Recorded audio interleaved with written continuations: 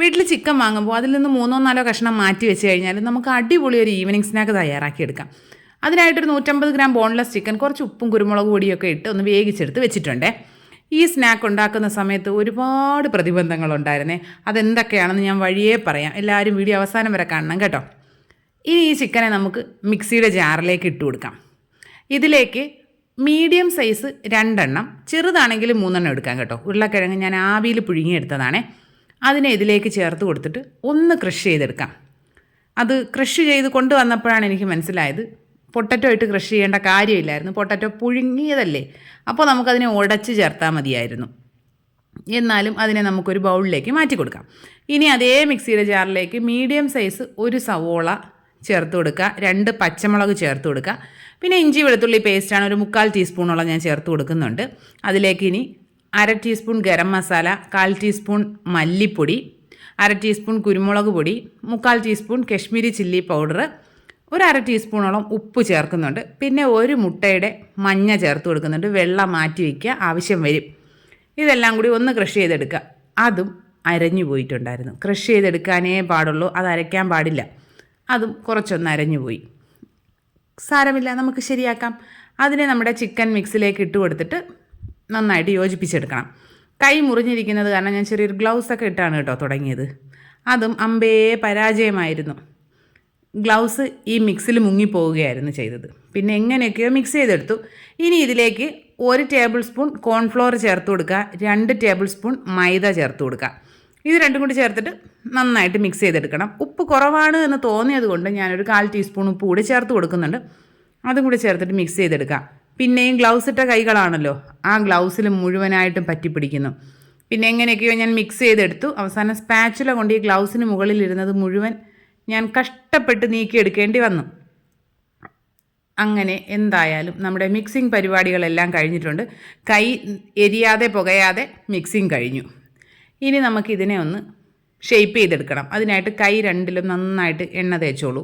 കുറച്ചൊന്നും പോരാ, എണ്ണയിൽ മുക്കിയെടുക്കണം കൈ. എന്നിട്ട് ഇതിൽ നിന്ന് കുറേശ്ശെ എടുക്കുക. ചെറിയ നാരങ്ങയുടെ വലിപ്പത്തിനൊക്കെ എടുത്തിട്ട് നമുക്കതിനെ ഷേപ്പ് ചെയ്തെടുക്കാം. അതിന് മുൻപ് പാത്രത്തിൽ കുറച്ച് എണ്ണ തേച്ച് വയ്ക്കുക, അല്ല എങ്കിൽ ഒരു ബട്ടർ പേപ്പറിൽ വെച്ചാലും മതിയാകും. ഇനി നമ്മുടെ കൈ വെള്ളയിൽ വെച്ചിട്ട് നമ്മൾ ഡോണട്ട്, വട ഇതൊക്കെ ഉണ്ടാക്കില്ലേ, അതുപോലെ ഉണ്ടാക്കിയെടുക്കുക.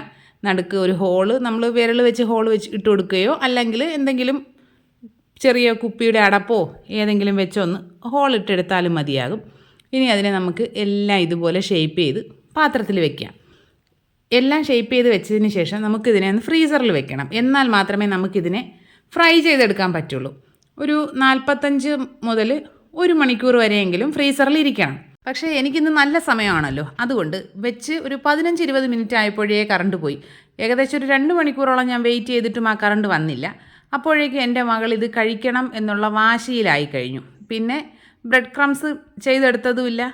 എന്ത് ചെയ്യാനാണ്, 3 ബ്രെഡിനെ ഒരു ചോപ്പറിലിട്ട് നന്നായിട്ടൊന്ന് ചോപ്പ് ചെയ്തെടുത്തു.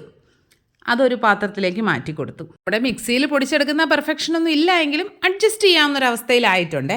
ഇനി നമുക്കൊരു ബൗളിലേക്ക് ഒരു മുട്ട പൊട്ടിച്ചൊഴിച്ചു കൊടുക്കാം. 1 മുട്ട മതിയേ. പിന്നെ നമ്മുടെ മുട്ടയുടെ വെള്ളയുണ്ടല്ലോ, അതും കൂടി ചേർത്ത് കൊടുക്കുക. പിന്നെ ഒരു നുള്ളു ഉപ്പ്, കുറച്ച് കുരുമുളക് പൊടിയും കൂടെ ചേർത്തിട്ട് നന്നായിട്ട് അതൊന്ന് മിക്സ് ചെയ്തെടുക്കുക. ഒരു ഫോർക്കോ ഒരു വിസ്കോ വെച്ചിട്ട് നന്നായിട്ട് മിക്സ് ചെയ്തെടുക്കുക. അപ്പോൾ നന്നായിട്ട് ഇതങ്ങ് ഒരു പതഞ്ഞൊരു കൺസിസ്റ്റൻസി ആയി കിട്ടും. ഇത് കുറച്ച് നേരം നമ്മൾ മിക്സ് ചെയ്യേണ്ടി വരും. ഇപ്പോൾ ഏകദേശം ഞാനൊന്ന് മിക്സ് ചെയ്തെടുത്തിട്ടുണ്ട്. ഇനി നമുക്കൊരു പാത്രത്തിലേക്ക് കുറച്ച് മൈദപ്പൊടി എടുത്ത് വെക്കാം. മൈദപ്പൊടി ആവശ്യമുണ്ട്.